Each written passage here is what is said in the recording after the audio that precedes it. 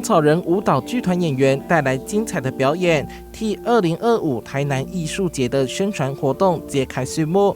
今年以好样好样的为主题，推出许多强档节目。大家知道台南就是一个文化的古都，可是呢，我们更期待透过艺术节呢，在岁末的时候，大家可以一起来台南追星。所以我们这些很棒的艺文团体的心。活动分为台湾制造、国际串联、城市主张、教育共创、艺文一条通5大主轴，将在10月24日到11月30日登场。期间规划超过50场展演活动，其中还以城市就是舞台为概念，邀请台南演艺团队在历史场域跨界演出。票务开卖开始起售，我想很快就会秒杀。所以欢迎大家一起来。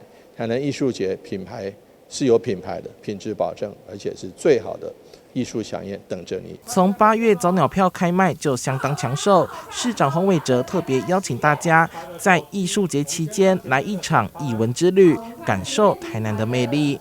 记者邱海棠的报道。